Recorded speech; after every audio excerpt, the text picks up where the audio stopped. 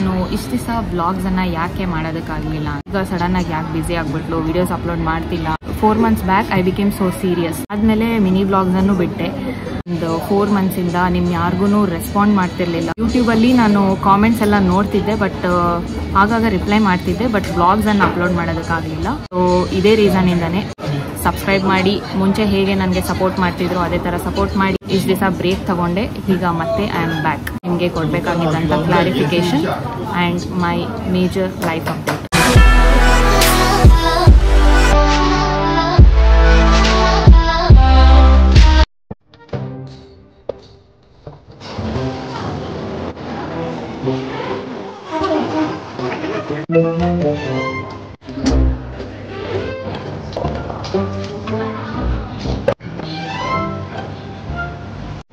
Hi guys, ಎಲ್ಲರೂ ಹೇಗಿದ್ದೀರಾ? ನನ್ನ ಹೆಸರು ಸ್ನೇಹ. ನಾನು ಚೈನಾದಲ್ಲಿ MBBS ಕಂಪ್ಲೀಟ್ ಮಾಡಿ ಈಗ ಇಂಟರ್ನ್ಶಿಪ್ ಮಾಡ್ತಿದ್ದೀನಿ. ಪೇಂಟಿಂಗ್ಗೆ ಅಂತ ಬಂದಿದ್ದೆ. ಒಂದು ಡಾಲ್ ಕೂಡ ತಗೊಂಡಿದ್ದೀನಿ.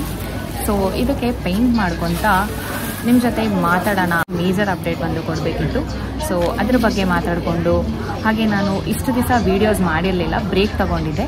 ಯಾಕೆ ನಾನು ಇಷ್ಟು ದಿವಸ ವೀಡಿಯೋಸ್ ಮಾಡೋಕ್ಕೆ ಆಗಲಿಲ್ಲ, ಯಾಕೆ ನಾನು ಬ್ರೇಕ್ ತಗೊಂಡಿದ್ದೆ, ಅದೆಲ್ಲನೂ ನಿಮ್ಮ ಹತ್ರ ಶೇರ್ ಮಾಡ್ಕೊಳ್ಬೇಕು ಅಂತ ಈ ಬ್ಲಾಗನ್ನು ಸ್ಟಾರ್ಟ್ ಮಾಡಿದ್ದೀನಿ. Let's talk while I paint this doll. Paint ಮಾಡೋದಕ್ಕೆ ಡಾಲ್, ಶರ್ಸ್, ಪೇಂಟಿಂಗ್ ಪ್ಯಾಲೆಟ್, ಇಲ್ಲಿಂದ ನಮ್ಮ ವಿಡಿಯೋನ ಸ್ಟಾರ್ಟ್ ಮಾಡೋಣ.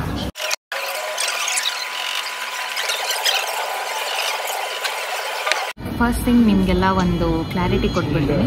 ನಾನು ಇಷ್ಟು ದಿವಸ ವ್ಲಾಗ್ಸನ್ನು ಯಾಕೆ ಮಾಡೋದಕ್ಕಾಗಲಿಲ್ಲ ಅಂತ, ಇಂಟರ್ನ್ಶಿಪ್ಪಿಂದ ಮಾಡೋದಕ್ಕಾಗಲಿಲ್ಲ ಅಂತ ಎಲ್ಲ ಅಂದ್ಕೊಳ್ತಿರ್ಬೋದು. ಬಟ್ ನಾನು ಸ್ಟಾರ್ಟ್ ಮಾಡಿದ್ದು ಲಾಸ್ಟ್ 1 year ಬ್ಯಾಕ್, ಜಾನ್ವರಿಯಲ್ಲಿ ಕೂಡ ನನಗೆ ಇಂಟರ್ನ್ಶಿಪ್ ಇತ್ತು. ಬಟ್ ಆವಾಗಲೂ ನಾನು ವ್ಲಾಗ್ ಮಾಡ್ತಿದ್ದೆ. ಕ್ವೆಶನ್ ನಿಮ್ಮೆಲ್ಲರೂ ತಲೆಯಲ್ಲೂ ಉಳ್ಕೊಂಡಿರ್ಬೋದು. ಜಾನ್ವರಿಯಲ್ಲಿ ಇಂಟರ್ನ್ಶಿಪ್ ಇತ್ತು, ಆಗ ಎಲ್ಲ ವೀಡಿಯೋಸ್ನ ಮಾಡ್ತಿದ್ಲು. ಈಗ ಏನಾಯಿತು, ಈಗ ಸಡನ್ನಾಗಿ ಯಾಕೆ ಬ್ಯುಸಿ ಆಗಿಬಿಟ್ಲು, ವೀಡಿಯೋಸ್ ಅಪ್ಲೋಡ್ ಮಾಡ್ತಿಲ್ಲ. ಈ ಕ್ವೆಶನ್ಗೆ ಕ್ಲಾರಿಟೀಸ್ ಕೊಡ್ತೀನಿ, ನಿಮ್ಮ ಏನು ಡೌಟ್ಸ್ ಇದೆ ಕೇಳಿ, ನಾನು ವೀಡಿಯೋ ಮಾಡ್ತೀನಿ ಅಂತೆಲ್ಲನೂ ಹಾಕಿದ್ದೆ. ಬಟ್ ವೀಡಿಯೋಸ್ನ ಮಾಡೋದಕ್ಕೆ ಆಗಲಿಲ್ಲ. ವೀಡಿಯೋಸ್ನ ಸ್ಟಾರ್ಟ್ ಮಾಡಿ ಮಧ್ಯದಲ್ಲಿ ಸ್ಟಾಪ್ ಮಾಡಿಬಿಟ್ಟೆ 1-3-4 monthsಇಂದ. ಯಾಕೆ ಅಂತ ಅದನ್ನು ನಿಮ್ಮ ಹತ್ರ ಈಗ ಶೇರ್ ಮಾಡ್ಕೊಳ್ಬೇಕನ್ನಿಸ್ತು. ನನಗೆ ಇಂಟರ್ನ್ಶಿಪ್ ಸ್ಟಾರ್ಟ್ ಆಯಿತು. ಇಂಟರ್ನ್ಶಿಪ್ ವ್ಲಾಗ್ಸನ್ನೇ ಅಪ್ಲೋಡ್ ಮಾಡ್ತಿದ್ದೆ. 4 to 5 months back or 6 months back ನಾನು ಏನು ಡಿಸೈಡ್ ಮಾಡಿದೆ ಅಂತಂದರೆ, ನಿಮ್ಮೆಲ್ರಿಗೂ ನಾನು ಹೇಳಿದ್ದೀನಿ, ಅಬ್ರಾಡಲ್ಲಿ MBBS ಮಾಡೋರು ಇಂಡಿಯಾದಲ್ಲಿ ಲೈಸೆನ್ಸ್ ಬೇಕಂದರೆ ಅವ್ರು ಒಂದು ಎಕ್ಸಾಮನ್ನು ಕ್ಲಿಯರ್ ಮಾಡಬೇಕು ಅಂತ.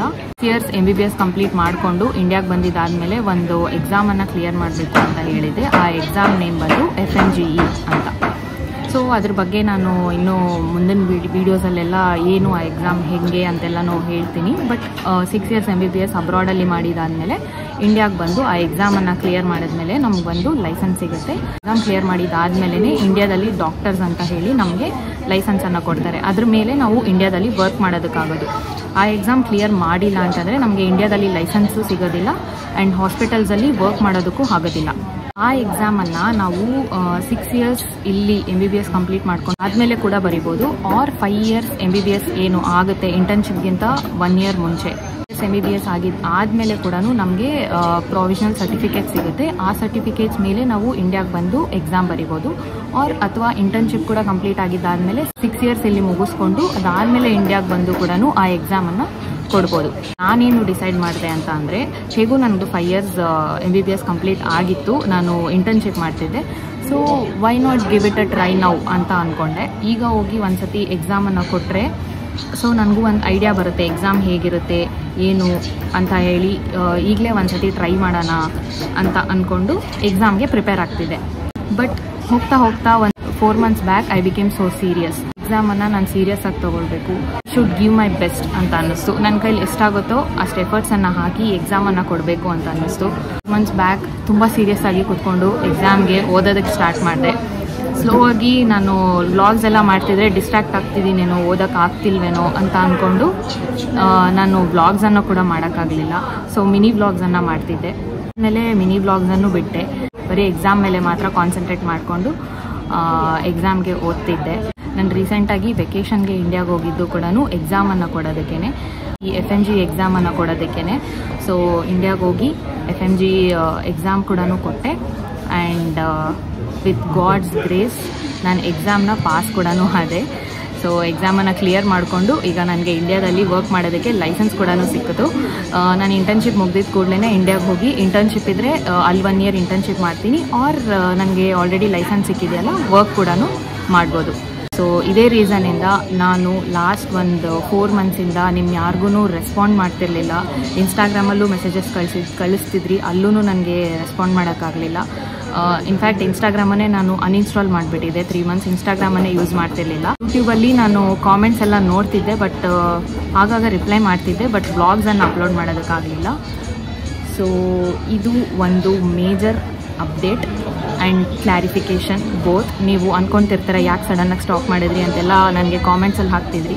ಯಾಕೆ ಸಡನ್ನಾಗಿ ಸ್ಟಾಪ್ ಮಾಡಿಬಿಟ್ರಿ, ಯಾಕೆ ವ್ಲಾಗ್ಸನ್ನು ಮಾಡ್ತಿಲ್ಲ ಅಂತೆಲ್ಲನೂ. ಸೊ ಇದೇ ರೀಸನಿಂದನೇ ನಾನು ಎಕ್ಸಾಮ್ನ ಸ್ವಲ್ಪ ಸೀರಿಯಸ್ ಆಗಿ ತೊಗೊಂಡು ಎಕ್ಸಾಮ್ಗೆ ಪ್ರಿಪೇರ್ ಆಗೋಕ್ಕೆ ಸ್ಟಾರ್ಟ್ ಆದೆ. ಸೊ ಅದರಿಂದ ನನಗೆ ವ್ಲಾಗ್ಸನ್ನು ಮಾಡೋದಕ್ಕಾಗಲಿಲ್ಲ.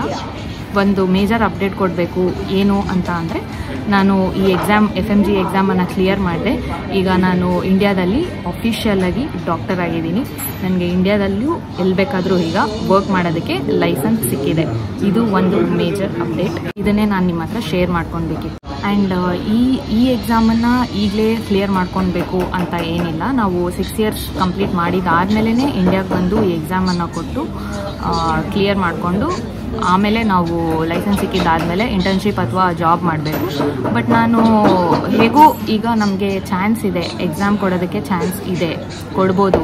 ಸೊ ಚಾನ್ಸನ್ನು ಯಾಕೆ ಮಿಸ್ ಮಾಡ್ಕೊಳ್ಳೋದು, ಒಂದ್ಸತಿ ಕೊಡೋಣ, ಸ್ವಲ್ಪ ಸೀರಿಯಸ್ ಆಗಿ ಕೂತ್ಕೊಂಡು ಓದಿ ಈ ಎಕ್ಸಾಮನ್ನು ಕ್ಲಿಯರ್ ಮಾಡ್ಕೊಂಡು. ಅಂತಂದರೆ ಅಕಸ್ಮಾತ್ ಕ್ಲಿಯರ್ ಆಗಿಲ್ಲ ಅಂತಂದರೆ ನೆಕ್ಸ್ಟ್ ನಾವು ಮತ್ತೆ ಇಲ್ಲಿ ಈಗ 6 ಮಂತ್ಸಲ್ಲಿ ಇಂಟರ್ನ್ಶಿಪ್ ಕೂಡ ಕಂಪ್ಲೀಟ್ ಆಗುತ್ತೆ. ಅದಾದಮೇಲೆ ಇಂಡಿಯಾಗೆ ಹೋಗಿ ಆಗ ಕೂಡ ಎಕ್ಸಾಮ್ನ ಕೊಡ್ಬೋದು. ಅನ್ಲಿಮಿಟೆಡ್ ಅಟೆಂಪ್ಟ್ಸ್ ಇದೆ, ಎಷ್ಟು ಸತಿ ಬೇಕಾದರೂ ಎಕ್ಸಾಮನ್ನು ಕೊಡ್ಬೋದು, ಆವಾಗ ಬೇಕಾದರೂ ಕ್ಲಿಯರ್ ಮಾಡ್ಕೊಳ್ಬೋದು. ಸೊ ಇದು ನಾನು ನಿಮ್ಮೆಲ್ಲರ ಹತ್ರನೂ ಶೇರ್ ಮಾಡ್ಕೊಳ್ಬೇಕಿದ್ದಂಥ ಒಂದು ಮೇಜರ್ ಲೈಫ್ ಅಪ್ಡೇಟ್. ಇಂಟರ್ನ್ಶಿಪ್ ಹೋಗಿ ಬಂದು ನಮ್ಮ ಕೆಲಸ ಎಲ್ಲ ಮಾಡಿಕೊಂಡು ಅದ್ರ ಜೊತೆಗೆ ಎಕ್ಸಾಮು ಕೂಡ ಓದಿ, ಸೊ ನನಗೊಂಥರ ಸ್ವಲ್ಪ ಸ್ಟ್ರೆಸ್ಫುಲ್ ಅನ್ನಿಸ್ತಿತ್ತು. ಸೊ ಅದಕ್ಕೆ ನಾನು ವ್ಲಾಗ್ಸನ್ನು ಮಾಡೋದಕ್ಕಾಗಲಿಲ್ಲ. ಎಕ್ಸಾಮ್ ಒಂದು ಅಟೆಂಪ್ಟ್ ಕೊಟ್ಟು ಬರೋಣ, ಅದಾದಮೇಲೆ ಬೇಕಾದರೆ ವ್ಲಾಗ್ಸನ್ನು ಹಾಗೆ ಕಂಟಿನ್ಯೂ ಮಾಡಿಕೊಂಡು ಮತ್ತೆ ನೆಕ್ಸ್ಟ್ ಅಟೆಂಪ್ಟ್ಗೂ ಕೂಡ ಓದೋಣ ಅಂತಲೇ ನಾನು ಇದ್ದಿದ್ದು. ಅದಕ್ಕೆ ನಾನು ಇಷ್ಟು ದಿವಸ ವ್ಲಾಗ್ಸನ್ನು ಮಾಡೋದಕ್ಕಾಗಲಿಲ್ಲ. ಈಗ ಎಕ್ಸಾಮ್ ಕ್ಲಿಯರ್ ಆಯಿತು, ಈಗ ಕಂಟಿನ್ಯೂಸ್ ಆಗಿ ಅಪ್ಲೋಡ್ ಮಾಡ್ತಿದ್ದೀನಿ. ಇಷ್ಟು ದಿವಸ ನಾನು ವೀಡಿಯೋಸ್ ಮಾಡ್ತಿಲ್ಲ ಅಂತ ಅಂದ್ಬಿಟ್ಟು ಯಾರ್ಯಾರೆಲ್ಲ ಡಿಸಪಾಯಿಂಟ್ ಆಗಿ ನನ್ನ ಚಾನಲನ್ನು ಅನ್ಸಬ್ಸ್ಕ್ರೈಬ್ ಮಾಡಿಕೊಂಡು ನನ್ನ ವೀಡಿಯೋಸನ್ನು ನೋಡ್ತಿಲ್ವೋ ಪ್ಲೀಸ್ ನೋಡಿ. ಇನ್ಮೇಲಿಂದ ನಾನು ಡೈಲಿ ವೀಡಿಯೋಸನ್ನು ಅಪ್ಲೋಡ್ ಮಾಡ್ತೀನಿ. ಆಲ್ರೆಡಿ ವ್ಲಾಗ್ಸನ್ನು ಅಪ್ಲೋಡ್ ಮಾಡ್ತಿದ್ದೀನಿ, ಮಿನಿ ವ್ಲಾಗ್ಸನ್ನು ಡೈಲಿ ಅಪ್ಲೋಡ್ ಮಾಡ್ತಿದ್ದೀನಿ. ಹಾಗೆ ವ್ಲಾಗ್ಸು ಕೂಡ ವೀಕ್ಲಿ 2 to 3 ವ್ಲಾಗ್ಸನ್ನು, ಲಾಂಗ್ ವೀಡಿಯೋಸನ್ನು ಕೂಡ ಅಪ್ಲೋಡ್ ಮಾಡ್ತಿದ್ದೀನಿ. ಸೊ ಪ್ಲೀಸ್ ನನ್ನ ಚಾನಲಲ್ಲಿ ವೀಡಿಯೋಸನ್ನು ನೋಡಿ ಸಬ್ಸ್ಕ್ರೈಬ್ ಮಾಡಿ. ಮುಂಚೆ ಹೇಗೆ ನನಗೆ ಸಪೋರ್ಟ್ ಮಾಡ್ತಿದ್ರು ಅದೇ ಥರ ಸಪೋರ್ಟ್ ಮಾಡಿ, ವೀಡಿಯೋಸ್ಗೆ ಕಾಮೆಂಟ್ ಮಾಡಿ, ಶೇರ್ ಮಾಡಿ, ಚಾನಲ್ನ ಸಬ್ಸ್ಕ್ರೈಬ್ ಮಾಡಿಕೊಂಡು ನನಗೆ ಸಪೋರ್ಟ್ ಮಾಡಿ. ಯಾಕೆ ವೀಡಿಯೋಸ್ ಮಾಡ್ತಿಲ್ಲ ಅಂತ ಕೇಳ್ತಿದ್ರಲ್ವ, ನಾನು ನಿಮ್ಗೆಲ್ರಿಗೂ ಆನ್ಸರ್ ಮಾಡಬೇಕು ಅಂತ ಈ ಬ್ಲಾಗನ್ನು ಮಾಡಿದ್ದು. ಇತ್ತು, ಅದಕ್ಕೆ ಪ್ರಿಪೇರ್ ಆಗ್ತಿದ್ದೆ, ವ್ಲಾಗ್ ಮಾಡೋಕ್ಕಾಗಲಿಲ್ಲ. ಅದಕ್ಕೆ ಇಷ್ಟು ದಿವಸ ಬ್ರೇಕ್ ತಗೊಂಡೆ, ಮತ್ತೆ ಐ ಆಮ್ ಬ್ಯಾಕ್. ಸೊ ಇಷ್ಟು ನಿಮಗೆ ಕೊಡಬೇಕಾಗಿದ್ದಂಥ clarification and my major life update. Free ಇದ್ದೀರಾ, ವ್ಲಾಗ್ಸ್ ಮಾಡ್ತಿದ್ದೀರಾ, ಅದಾದಮೇಲೆ PGಗೆ ನೀಟ್ PGಗೆಲ್ಲನೂ ಓದಬೇಕು, ಆಗನೂ ನೀವು ಮತ್ತೆ ಬ್ರೇಕ್ ತಗೊತೀರಾ ಅಂತ ಎಲ್ಲ ನಿಮಗೆ ನಿಮ್ಮ ಮೈಂಡಲ್ಲಿ ಡೌಟ್ಸ್ ಬರ್ತಿರ್ಬೋದು. ಸೊ ಇನ್ಮೇಲಿಂದ ನಾನೇನು ಡಿಸೈಡ್ ಮಾಡಿದ್ದೀನಿ ಅಂತಂದರೆ, ಎಕ್ಸಾಮ್ಸ್ ಬರ್ತಾನೆ ಇರುತ್ತೆ ಇನ್ಮೇಲೆ, ಮೆಡಿಕಲ್ ಫೀಲ್ಡಲ್ಲಿ ಇದ್ಮೇಲೆ ಓದ್ತಾನೆ ಇರಬೇಕು, ಲೈಫ್ ಹೆಕ್ಟಿಕ್ ಆಗೇ ಇರುತ್ತೆ. ಈ ಒಂದು ಡಿಸ್ಟ್ರಾಕ್ಷನ್ ಥರ ಇರಲಿ, ನನ್ನ ಮೈಂಡ್ ಫ್ರೀ ಆಗಿರಲಿ ಅಂತಲೇ ನಾನು ವ್ಲಾಗ್ಸ್ ಮಾಡೋದಕ್ಕೆ ಸ್ಟಾರ್ಟ್ ಮಾಡಿದ್ದು. ಅದೇ ರೀಸನಿಂದಲೇ ನಾನು ಯೂಟ್ಯೂಬನ್ನು ಸ್ಟಾರ್ಟ್ ಮಾಡಿದ್ದು. ನನ್ನ ಹೆಕ್ಟಿಕ್ ಲೈಫಿಂದ ಒಂದು ಸ್ವಲ್ಪ ಹೊರಗಡೆ ಬಂದಂಗೆ ಇರುತ್ತೆ ಅಂತಲೇ. ಸೊ ಅದಕ್ಕೆ ಏನಕ್ಕೆ ಎಕ್ಸಾಮ್ಸ್ ಇದೆ ಓದಬೇಕು ಅಂತ, ಆರ್ ಇಂಟರ್ನ್ಶಿಪ್ ಇದೆ ಬ್ಯುಸಿಯಾಗಿದ್ದೀನಿ ಅಂತ ವ್ಲಾಗ್ಸ್ ಮಾಡ್ದಿರಾ ಇರೋದಕ್ಕಿಂತ, ಎಕ್ಸಾಮ್ಸ್ ಇದ್ರೂ ಎಕ್ಸಾಮ್ಸ್ ಪ್ರಿಪೇರ್ ಹಾಕ್ಕೊಂತಾನೆ ಅದನ್ನು ಕಂಟಿನ್ಯೂ ಮಾಡ್ಕೊಂಡು ಹೋಗ್ಬೋದು ಅಂತ ಡಿಸೈಡ್ ಮಾಡಿದ್ದೀನಿ. ಸೊ ಇನ್ಮೇಲೆ ಯಾವುದೇ ಎಕ್ಸಾಮ್ಸ್ ಬಂದರೂ, ಏನೇ ಇಂಟರ್ನ್ಶಿಪ್ ಅಥವಾ ನನಗೆ ಕೆಲಸ ಎಲ್ಲ ಏನೇ ಇದ್ದರೂ, ಐ ಟ್ರೈ ಮೈ ಬೆಸ್ಟ್. ನಾನು ವ್ಲಾಗ್ಸನ್ನು ಮಾಡೋದಕ್ಕೆ ಟ್ರೈ ಮಾಡ್ತೀನಿ. ಹೊರಗಡೆ ಏನೇನು ನಡೆಯುತ್ತೋ ಅದನ್ನೆಲ್ಲ ವ್ಲಾಗ್ಸ್ ಮಾಡಬೇಕು ಅಂತ ಇದ್ದೆ. ಬಟ್ ಈಗ ನಾನು ಸ್ಟಡೀಸ್ ವ್ಲಾಗ್ಸನ್ನು ಕೂಡ ಮಾಡ್ತಿದ್ದೀನಿ, ಇಂಟರ್ನ್ಶಿಪ್ ವ್ಲಾಗ್ಸನ್ನು ಕೂಡ ಮಾಡ್ತಿದ್ದೀನಿ. ಸೊ ಈ ಥರ ಏನು ನಾನು ಓದ್ತಿರ್ತೀನಿ ಅದ್ರ ಜೊತೆಗೇನೆ ನಾನು ವ್ಲಾಗ್ಸನ್ನು ಮಾಡ್ಕೊಂಡು ಹೋಗೋಣ ಅಂತ ಅಂದ್ಕೊಂಡಿದ್ದೀನಿ. ಸೊ ಇನ್ಮೇಲೆ ಏನೇ PGಗೆ ಓದಬೇಕು ಅಥವಾ ನಾನು ಬೇರೆ ಎಕ್ಸಾಮ್ಸ್ ಓದಬೇಕು, ಇಂಟರ್ನ್ಶಿಪ್ ಮಾಡಬೇಕು ಅಂತೆಲ್ಲ ನಾನು ವ್ಲಾಗ್ಸ್ ಮಾಡೋದನ್ನು ಸ್ಟಾಪ್ ಮಾಡೋದಿಲ್ಲ. ಇನ್ಮೇಲೆ ಓದ್ಕೊತಾನೆ ನಾನು ವ್ಲಾಗ್ಸನ್ನು ಕೂಡ ಕಂಟಿನ್ಯೂ ಮಾಡ್ಕೊಂಡು ಹೋಗ್ತೀನಿ. ಇಲ್ಲಿದ್ದು ನಿಮಗೆಲ್ಲನೂ ಇಷ್ಟೊಂದು ಯೂಸ್ಫುಲ್ ಆಗೋ ಇನ್ಫಾರ್ಮೇಷನ್ ಎಲ್ಲ ಕೊಡ್ತಿದ್ದೀನಿ. ಎಕ್ಸಾಮ್ ಬಗ್ಗೆ, ಇಲ್ಲಿ ಹೇಗಿರುತ್ತೆ, ನೀವು MBBS ಅಬ್ರಾಡಲ್ಲಿ ಮಾಡಬೇಕಾ ಬೇಡವಾ, ಆ ಥರದ್ದೆಲ್ಲನೂ. ಅದಕ್ಕೇ ನಾನು ಇದೇ ಥರ ವೀಡಿಯೋಸ್ ಮಾಡಿಕೊಂಡು ನಿಮ್ಗೆ ಇದೇ ಥರ ಇನ್ಫಾರ್ಮೇಷನ್ ಕೊಡ್ತಿರ್ಬೇಕು ಅಂತಂದರೆ ನನ್ನ ವೀಡಿಯೋಸ್ಗಳನ್ನು ನೀವು ಆದಷ್ಟು ಶೇರ್ ಮಾಡಿ ನಿಮ್ಮ ಫ್ರೆಂಡ್ಸ್ ಜೊತೆ. ಆ್ಯಂಡ್ ನನ್ನ ಚಾನಲನ್ನು ಸಬ್ಸ್ಕ್ರೈಬ್ ಮಾಡಿ, ನನಗೆ ಸಪೋರ್ಟ್ ಮಾಡಿ. ಸಬ್ಸ್ಕ್ರೈಬ್ ಮಾಡಿ, ಲೈಕ್, ಕಮೆಂಟ್ಸ್ ಎಲ್ಲ ಮಾಡ್ತಿದ್ರೆ ನನಗೊಂಥರ ಇನ್ನೂ ಮೋಟಿವೇಶನ್ ಬರುತ್ತೆ. ಸೊ ಇಷ್ಟೊಂದು ಜನ ಇದ್ದಾರೆ ತಿಳ್ಕೊಳ್ಳೋದಕ್ಕೆ, ನನ್ನಿಂದ ಇಷ್ಟು ಜನಕ್ಕೆ ಹೆಲ್ಪ್ ಆಗ್ತಿದೆ ಅಂತ ಅಂದ್ಬಿಟ್ಟು ತುಂಬ ವೀಡಿಯೋಸ್ಗಳನ್ನು ಮಾಡ್ತಿರ್ತೀನಿ. ಅದೊಂಥರ ಮೋಟಿವೇಶನ್ ಥರ ಇರುತ್ತೆ.